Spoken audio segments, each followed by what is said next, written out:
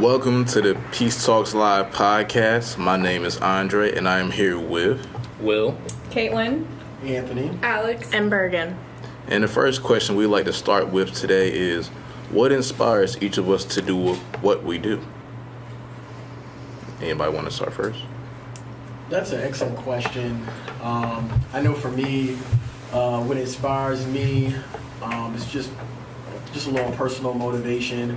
Will probably be my family. They inspire me a lot. Being a senior, about to graduate, and really go out into the real world. That's just kind of my motivation to be successful. Also, another motivation, we all have different, lanes of life that we're going in. I'll be going into the field of law. And so in that field, I'll be working on behalf of my people, primarily, African Americans, whether it be within the criminal justice system or any other field, whether it be in sports law, anything like that. And what motivates me is to do right by those different groups of marginalized individuals. I guess I'll go next. But what inspires me is what I'm saying can actually reach somebody one day, whether big, small, indifferent, and something that I'm doing can help my family and myself and the people that's coming up with me to get out of the current situation that we're in.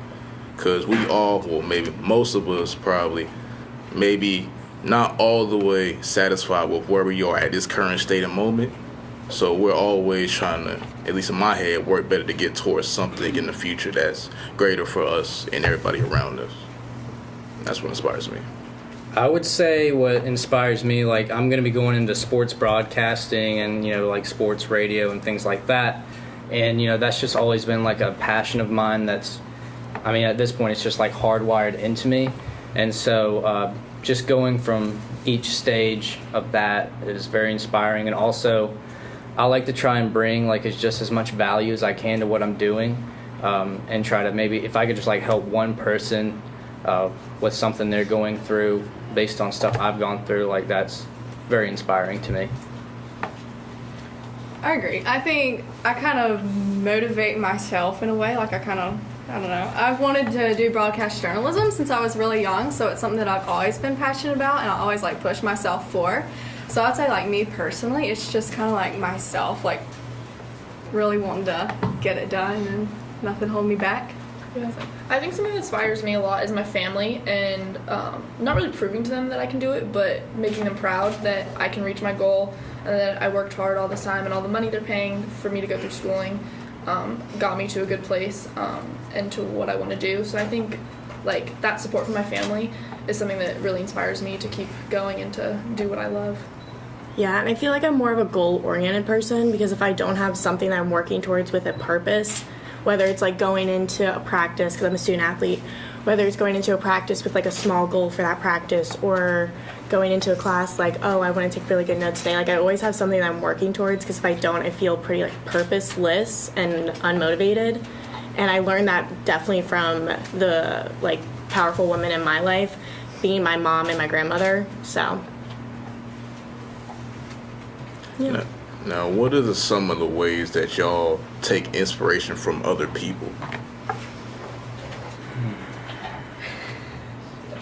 I would say how people carry themselves. So I always say that I want to be my mom when I grow up, because she's just an amazing woman, and she carries herself with this utmost of confidence that nothing really shakes her. So I take that from her in carrying myself in a way where when I walk into a room that I'm I want to be confident, I'm gonna make my impact on whatever I'm doing. So I would say taking inspiration from how people carry themselves, and I don't want to do anything that my mom does in her career wise, but the way that she carries herself is definitely something that I take inspiration from.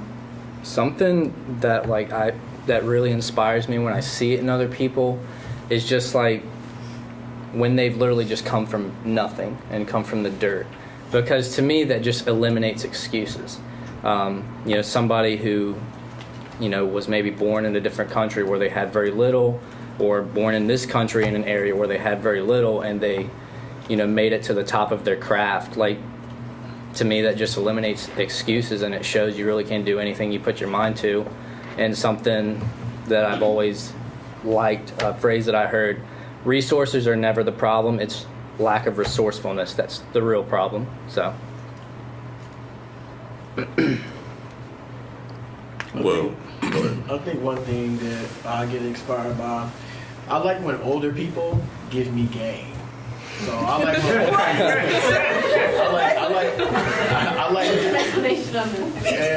when I like when older people tell me how they became successful. I like for them to tell me, hey, you know, this is how I did things. You know, for people who came from where I came from, people who grew up the similar ways that I grew up, you know, that turned out to be very successful people. I like for them to tell me, hey, you know, when I was your age, you know, this is what I did. These are the mistakes I made. However, you know what I'm saying, you have that ability not to make those mistakes. So they just was kind of giving me game and just kind of telling me, hey, like, if you do it like this, you know, things will work out for you. You can eliminate some mistakes. You can skip over some steps. You know what I'm saying, if you just listen. So I like for people to really just put me on what made them successful. I think within different life stages too, that also can make you successful, because I think with every life stage there's always lessons to learn, and so that also like drives me to want to be more passionate about what I'm doing. Just the different lessons life throws at you. one thing that inspires me from other people is the different ways each person can become successful. You got one person that may have somebody giving it to them, but another person can come literally from nothing and be successful. Or it's one person that can come from the middle, or one that can just come from somewhere that you may never even heard of. It's a lot of different ways you can become great, and that's what really inspires me. There's no specific outline or one-way street to become successful. And success has a different definition for every person in here. No one person says, everybody doesn't have a concluded definition of success. Everybody's different. That's what inspires me from others. What is your definition of success? My definition of success is that I can look around me and say everybody has it. Meaning I got money and my people have money. Or not even just money. The people around me have what they didn't have, and now they feel in a comfortable space. I feel like for me, success means, doing something that you love, and something that you're generally happy in doing. I do feel like there's a monetary, there's not no magic number that speaks on success, but I feel like if you're comfortable, if you're satisfied, if your family is taken care of, I also think success doesn't necessarily deal with strictly me, but those around me, as Dre was alluding to. Not just me being successful, but my whole entire circle being successful. That's very important, because if I'm just the only person that really made it, and other people around me didn't, then I would feel I might not have been as happy, because now I have to be the one to kind of spread the love. So if we all at the table, we all eating, that's a success thing. It's just not an individual thing. It's a byproduct of the entire group. Should I introduce myself? Yeah, sure. I'm Andrew Vernon. I'm a senior doing pre-law. And I think it bears saying that maybe we're thinking about success in maybe too black and white. Because we all mentioned money and being able to eat at the end of the day, and those things are definitely important, especially being able to eat. But it begs the question of, is that really surviving? Is that success if you just get to eat, and also if you just have the material understanding? Because my understanding of success is my sister, my mother, and my father, they're happy, and they're happy with what they do. And like you said, you said it very beautifully. It doesn't. It's not about just you. It's about the people around you and what they want. Just a thought. I agree with that. Yeah, I agree with that too. I feel like success is obviously different to each person, but to me, it's being happy in the position that you're at, whether it's with your job, with your family, with your friends. I think as long as you're happy, that in some way you're successful, is how I see it. Well, that brings another question. What's the definition of happiness? Oh dear. Everybody has a different definition of. So, go ahead. For me, happiness involves there not being an immediate struggle to survive. So, and with that, money kind of comes into play. And I'll give you an example. There are a lot of teachers that love to teach, but as we know in North Carolina, teachers don't make a whole lot of money. So I'm not saying that they're not successful, but for me, being happy is definitely, doing something that I love to do. There's a passion behind what I'm doing, and there's a purpose behind what I'm doing as well. However, the whole struggling, if I'm happy, I'm not struggling in a sense to survive. I'm not living paycheck to paycheck. I'm not in a position where I can't do things financially. There's definitely some form of financial component. It's not everything, but it is a part. It is a part of it. So do you think somebody broke can be happy? Not me. Yeah. Not me. I think it depends. I think it depends on the Yeah. person. I think Yes. happiness is an individual thing. Like different people are happy by different things, and I think that is a lot of. If you're happy in something different than someone else's, that could be how you feel successful at the same time. Yeah, I think it depends on the person's attitude and who they surround themselves with. So I could be broke, but the people that I'm around would make me happy. So I would consider myself happy being broke. If I don't have shelter, and I don't have a place, and I don't have things to eat, I can't support my family. That is no form of happiness for me. I understand the mindset about it. That's key. That's very, very key. But I got to be able to live and eat and survive. If you can't survive out here, it's really hard. I'm not saying you can't be happy, but just for me personally, that's gonna be hurtful. It's gonna be kind of hard for me to be happy and be broke. I'm about to be broke after I pay these taxes. So I better be happy. At the end of the day, happiness is an internal game, and a lot of times people attach their happiness to something external. They think that's what really makes them happy, but the happiness comes from the internal emotions you get. And so, there's people out there who have millions and millions of dollars and they're miserable, and then there's people that have little to nothing and they're like as happy as can be, don't really need anything. So I just think it's an internal game. I've heard that happiness is a state of mind. Yeah, Yeah, I agree with absolutely. that. Ironically, though, Anthony, I'm basically just talking to you today. Originally, I wanted to be a teacher, but because I had some unexpected financial burdens, I switched over to what I'm going to do now. So, in a way, I'm sort of a hypocrite by downplaying the value of material stuff, because that's sort of where I'm headed. We're all hypocritical in a way, Right. because one day we could say, oh, I'd rather be broke than being rich, but then you get hit with a school loan or a car payment you can't manage, then you're going to switch that in a second.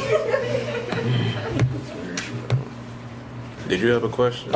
Actually, I just wanted to say something where we were talking about being happy and being broke, and I was like, now it begs to ask the question, what does broke mean?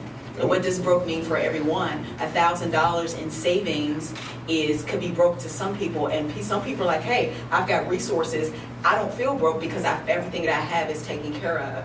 And so that's a question. And the beautiful thing about this is that when we talk about happiness and what defines happiness, is everyone gets to define that individually. There's no right or wrong answer or anything like that. One of the things that makes me happy is that in this life, if I follow purpose, the dollars they'll follow me.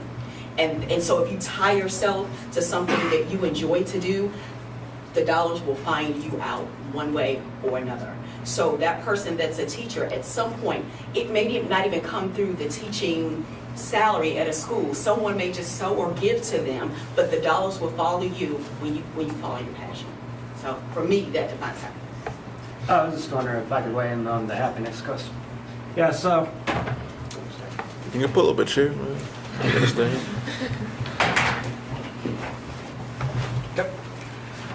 yeah, the way I see happiness, half the time when I hear about happiness, it's usually when people say, oh, it's your purpose in life to be happy and to seek happiness, nothing else. And, well, happiness is definitely a good thing.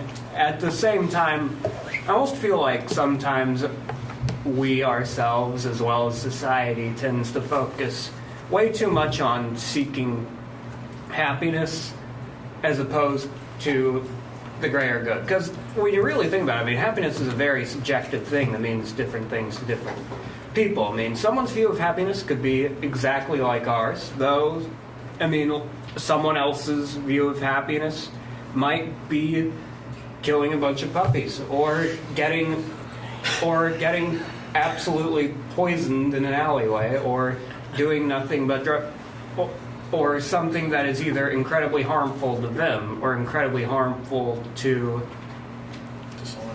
someone else. Exactly. So the way I see it, happiness is not so much as a standalone thing that we can just achieve and grab and get and just have and just, keep inside of ourselves, but rather it is something that it is a mere symptom of doing what we were meant to do, doing what we're good at, and more importantly, contributing to the common good.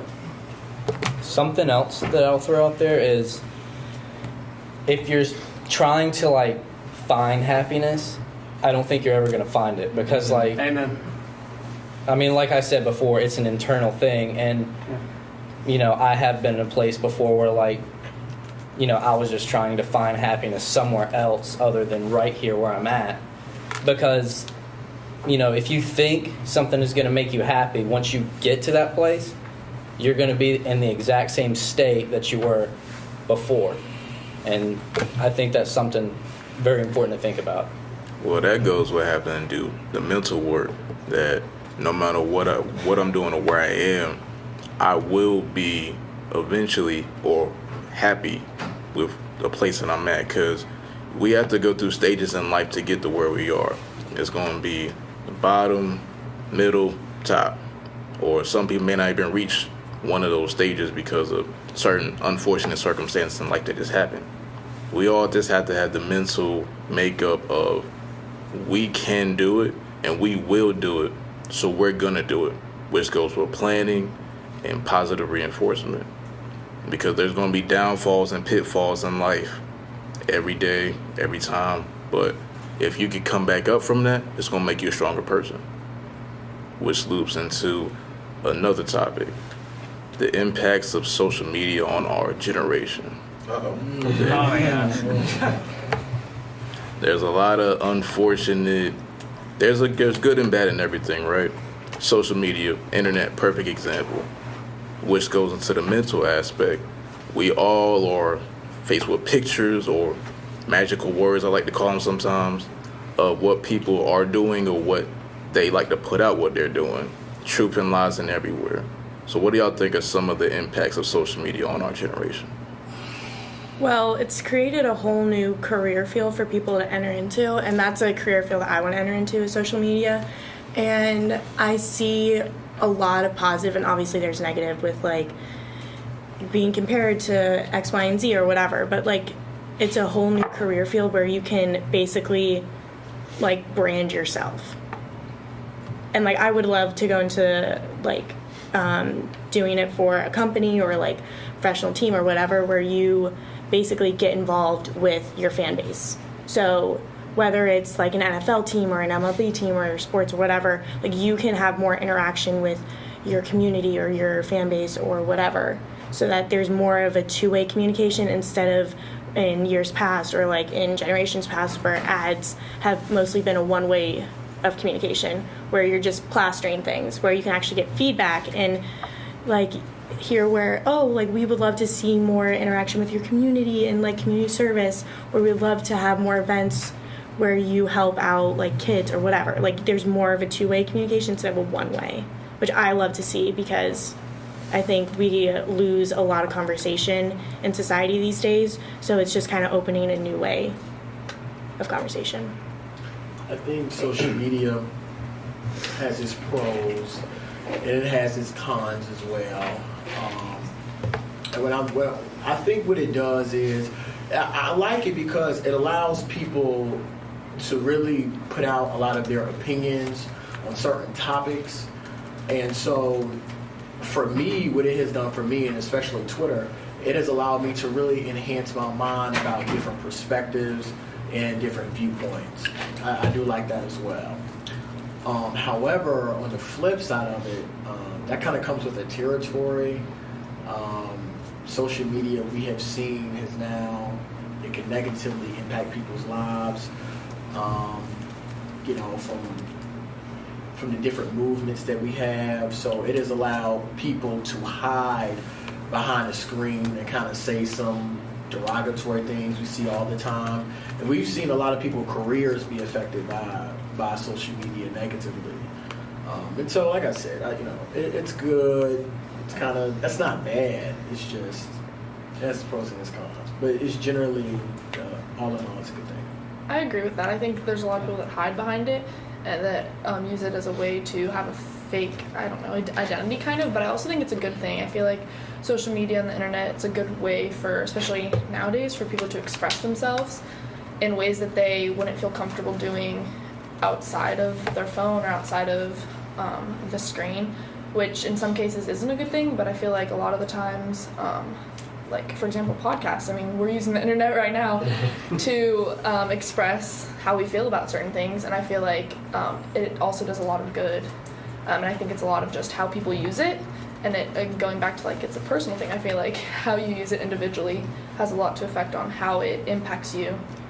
I think it's a great way to network too, especially like in our communication classes when we have to do assignments like who inspires you, what do they do, stuff like that. And a lot of the people that inspire me, like I follow on Instagram, and they're not huge people, but they're people that are like really do inspire me. So it's easy to just like contact them and be like, where did you start?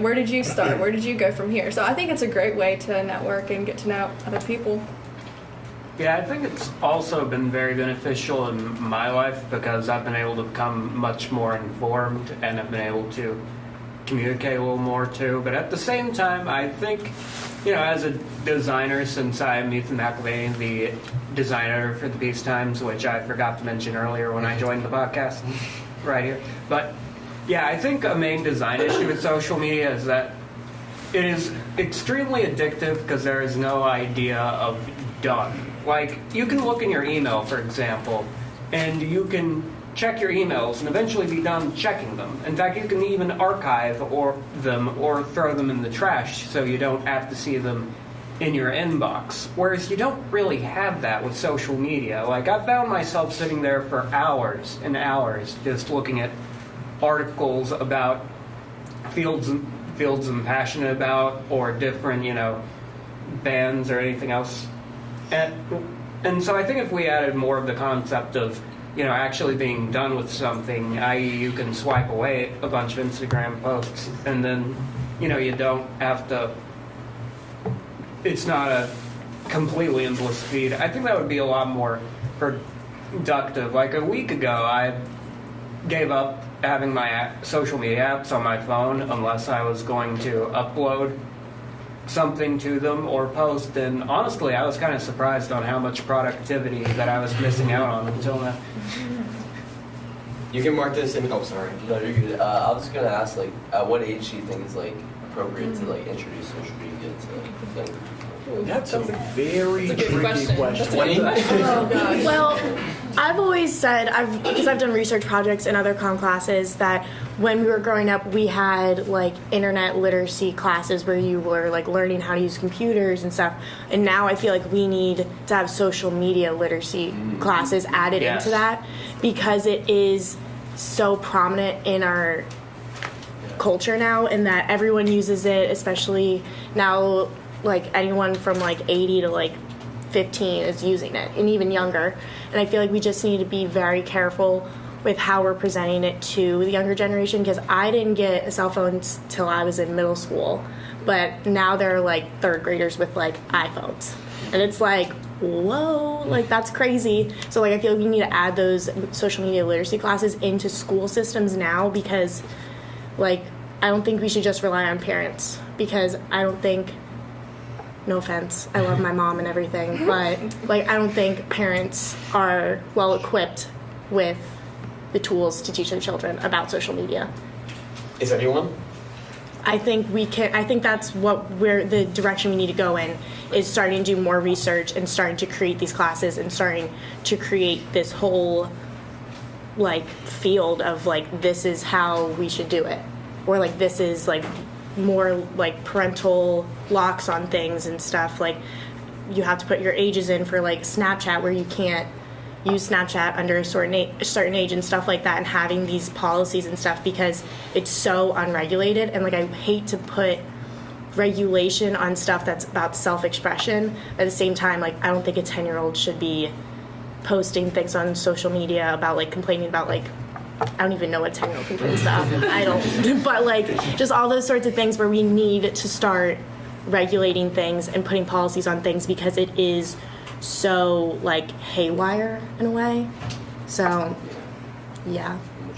I think to answer your question, I think some of it definitely depends on the maturity of the child. But nowadays, we have to be very, very careful because there's a lot of stuff out there on social media. And as a child, this stuff begins to really, really influence you. As a child, you start to pick up and you're trying to figure out who you are as a person.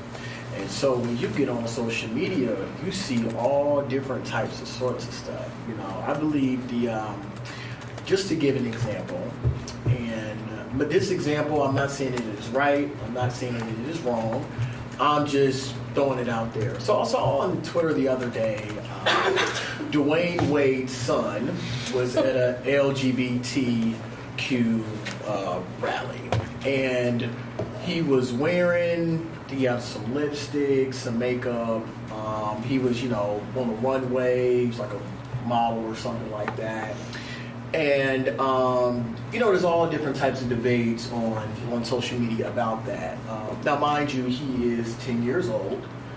And so my question to you, and I'm not blaming social media, and I'm not saying this right, no, I'm not saying this wrong, but where do these kids, young kids, get this stuff from? And so what I'm saying is that social media has an influence on how our children carry themselves. Just to give my own personal viewpoint on what I saw, I don't think we should be sexualizing children for any group of people. But nevertheless, I do feel as though social media can have that kind of impact on our society. And I feel like as parents, and through education, we need to be careful and make sure we have the literacy so they understand what they're seeing. Last on this is use at your own risk. Use at your own risk and discretion. Good and bad is going to be everywhere. You can either brand yourself or look at pictures that are uncensored all day and videos. One of the two things. That's what's out there, and all the in between, that's what's out there. Everything you can see, everything you want to know is right on the phone. Just use at your own risk. But do you think a 10-year-old knows what that risk is? No. So I think the education part, them being educated, whether it's the parents getting educated and then them teaching the kids, or whether it's the school teaching the kids how to use social media. Because if we're going to expose them to such things like social media, where people can respond with hateful comments or comments and can post things that could be hurtful to people, do we really want children to be exposed to that without knowing how to react to it or how to deal with that? I feel like the education part is big. We definitely need to teach them. I feel like that's like a baseline, because I remember like growing up when we had the internet literacy, where they were talking about, and this is when like the first like talks of like cyberbullying were coming up, and they were like teaching you how to like avoid cyberbullying, like blocking like someone that's bullying you online, or not reading it or ignoring it, and all those types of things, where you had this baseline of information on how to deal with things. And I feel like we don't have that for all these different platforms of social media. Yes, we have it, like that was specifically for like chat rooms, because that's what was like big when we were younger, were these like IMing and chat rooms and stuff, and like on like Club Penguin and like all these just like chat rooms. But now we have these like platforms where we're posting pictures and videos. It's so big. They're so much bigger now. Oh yeah, it's so much more widespread. Access. Where I feel like we need more of a baseline on how to deal with the magnitude of all these other different platforms. And I think that's where we need to start, in like just creating that baseline of information, and then like giving out the information to like parents and stuff, where they can do with that information what they will and create their own guidelines for their children, because that's kind of how we dealt with the internet. Yeah. Like when it first started coming up in the 2000s, and now we're in the 2010s going on to the 2020s, and we're like social media. Like how do we deal with this? Do you think the stuff that you learned, like as a child, was even really effective on teaching you, like the real literacy of it? Like, did that work? Because in my opinion, for myself, I feel like it didn't. Mm-hmm. Yeah. Well, I would definitely say that I come from a very like more of a closed off environment, because I went to private school all my life, and continuing on now because I go to Peace. So I was always in smaller communities, but I always had a broader like outlook, because I did play sports and I did hang out with kids from other schools and like neighborhood friends and stuff like that. So, and my brother actually went to public school and I went to private school, but whatever. But I would say that it did help, because because I mean, in those like computer literacy classes, you also like learned how to type. Like, does anyone remember like Mavis Beacon and stuff? Oh, yeah. Like you learn to type and stuff. Like, there's also that, and then there was a small section on cyberbullying. But I feel like we need to broaden that into something so much bigger than just like, oh, you may get cyberbullied now that like you're using the internet, because now we have social media, so it's like a totally different like monster. But I don't remember having too many issues with cyberbullying growing up, so yeah, it worked.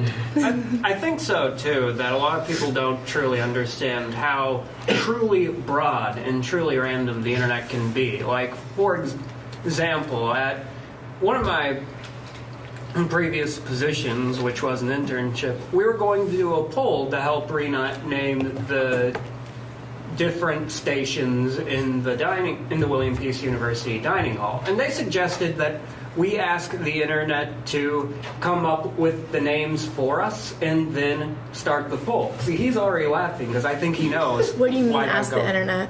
Well, essentially, you generators? on social media. Are you talking about like a generator, or did you go on social media and ask? Oh yeah, like she was suggesting we go on social media and ask what it should be named, and then have people vote on those names. But the thing is, I know a similar story to this. It is this Mountain Dew contest from. Oh yeah, you know, man. I know it. Yeah. Anyway, so essentially, what happened was Mountain Dew was trying to name this new green apple flavor of Mountain Dew. And so 4chan, which is this very dark place that no one should go to, in my opinion, where everyone can be anonymous and everyone can gather into a giant hive mind if they want to, they all got together to troll the contest to where the winning flavor was Hitler Did Nothing Wrong, with the second most popular flavor being Gushing Granny, and one of the other popular names being something else inappropriate. And so I told them that story, and then they automatically changed their mind and decided to do something else instead. So we need to teach people that stuff like that is very possible and can happen on the internet, and that you should be prepared for it and try and avoid it. To go back to answering your question about age, I feel like we need to educate the parents and the kids, no matter the age, before we can decide what age is appropriate for kids to have social media. Because I think if the parents are educated on it, and they enforce it, then they can help to decide what age is appropriate for their kid if they educate their kid on it. You got one? But the thing is you don't know the exact age, because every time like it takes a step forward, it gets younger and younger. Because like you said, we didn't get phones until 8th grade, or whatever grade it was, and then at that time it was probably just a slideshow with text. Do you remember the track phones? That's what I had. And other than that, now they're getting iPhones in like 3rd grade, like you said. So I mean, you don't know an exact age because you can't really control it. This and stuff. You can lie on your ages on social media platforms as well. Like, there's no actual verification for it. Yeah, like this stuff isn't going anywhere. It's only going to continue to grow. You know, we went from email to things like that, and now it's just like everywhere. And I mean, AR and VR is well on its way. I mean, I'm pretty sure we're going to be able to have like a contact lens put in our eye at some point and just see this stuff right here. Like, we might be able to do this podcast right here and not even be in the same room. Like, it's just going to be holograms. Like, yeah, that's a little bit further out there. That's a little bit further. But seriously, like, it's only... I'm down. Like, we need a hologram class, but like, it's only gonna grow. And as far as like age and kids, like, they need to be taught, but they need to be able to be immersed in this stuff because like it's not going anywhere, and it's the world we live in. And you know, social media is just a fancier term for the current state of the internet. So, you know, and it's created, you know, like you said to begin with, it's created incredible opportunity for building your brand. And so it's the world we live in. So Just to wrap up with a final question, what do y'all think the impact of each of y'all having either a voice or a platform does for you?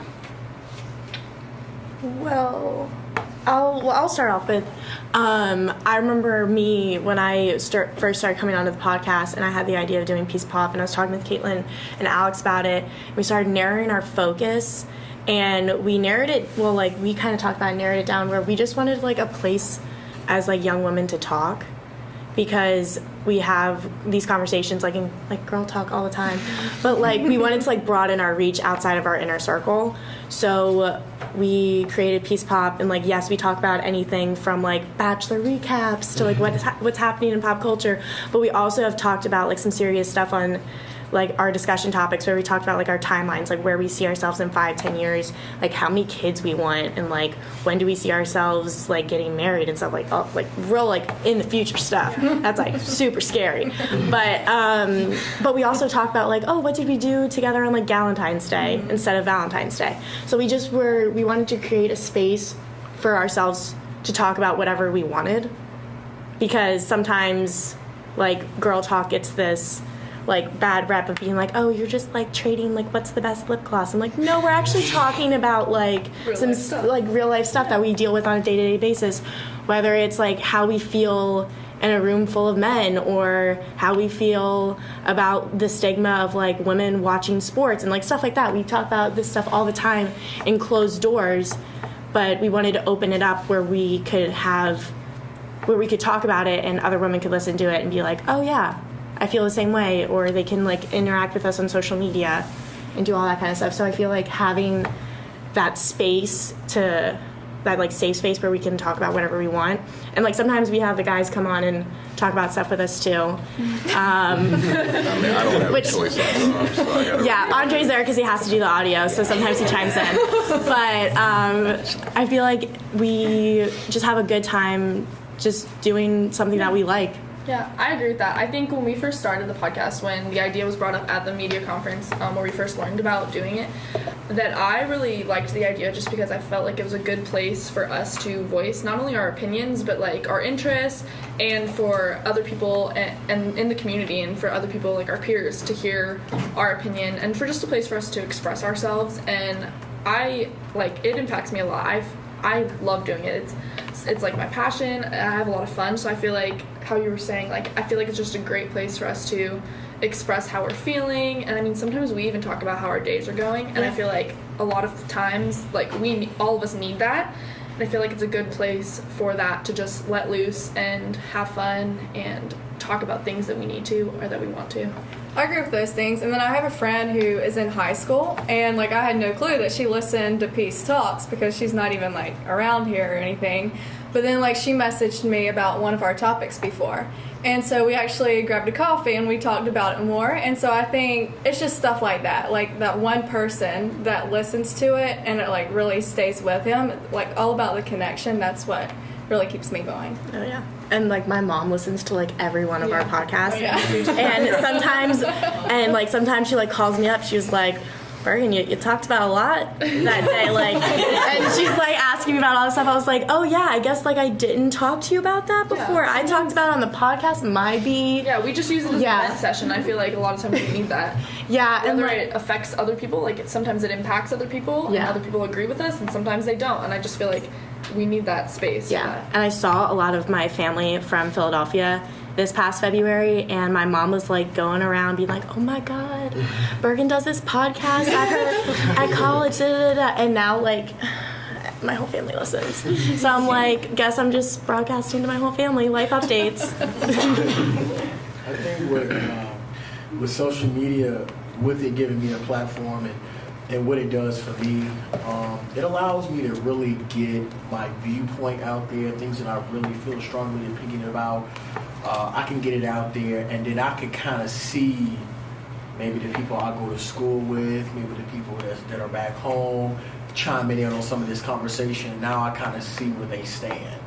So it gives me a way to kind of vet people in a sense, you know, like maybe because when you go out in the world and you hang out with people, you know, I want to hang out with people whose thought process about certain things are maybe somewhat aligned with mine. And so that kind of helps me kind of vet for friends, best friends, relationships, a lot of that good stuff. So just having that platform just allows you to know who you should connect with, you might want to not connect with and stay away from.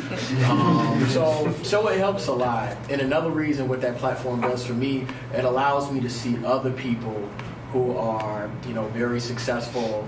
I can follow them and I kind of see, you know, how their social media is laid out. I can kind of see, I can make that connection. And so I think that it helps, you know, especially when we're moving forward, getting older. It definitely helps us a lot. I'm going to speak my piece and then go, so I've been hogging the mic. This is the one time I'll ever defend social media. It helps me keep up with my friends who live very far away from where I am now. Hi guys, if you're listening, hi. It also lets me share my art, and I'm an amateur artist. It's not very good, but I'm very proud of it, and I want people to see it. So that's basically the only way I can keep it out of its notebook. So, thank you for having me, by the way.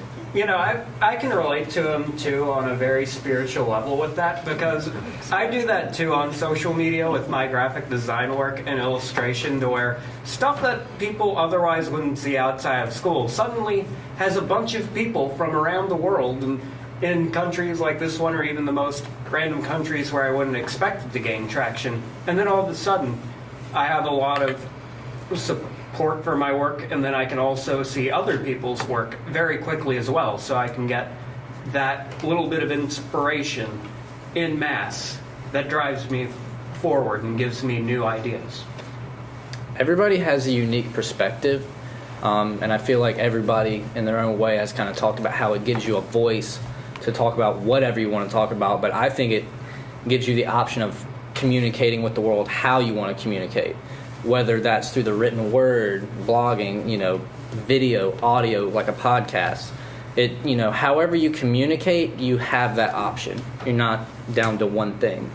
And I think that's a unique thing about how social media is today.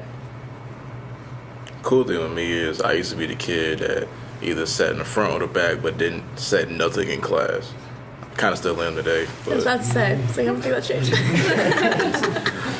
but still, it's weird that I do podcasts now. It's very weird, but I like that I can express myself any way I want to, how I want to, and control my own narrative. And I could be reaching somebody across the world that I will never see, but I could get that one message or that one little note, say, hey, I love your podcast. I listen to it every week or every time it comes out. And that's really, really cool, because you never know who you're reaching and who you're talking to. That's why you have to keep in mind that your voice does have power. Whether you accept it or don't accept it, what you say has weight and has worth, negatively and positively. If you badmouth somebody, it's going to come back to you. If you put out good in the world, it's going to come back to you in a great way. So always keep in mind that what you say matters, and words always matter. I think Dre had a good point. Social media allows us to control our narratives. LeBron teaches us that through his different media outlets, with the different shows that he has. One being The Shop that they've used on HBO. What's the episode coming soon? Hey, he didn't pay for that promotion. But controlling your own narrative is very, very important. That's what social media allows us to do. And I think as people, whether you are part of the majority or you're a minority, that's a lot of news outlets out here that like to control the narrative for you. But social media allows us to do it ourselves, and I think that's why it's important. Well, all right. This is our live podcast for today. Thank you for everyone who asked questions and who joined in our discussion. Anytime. Thank you. Yeah, thank you for letting me do this. Well, do you want to do your outro? Yeah. Until next time, peace out.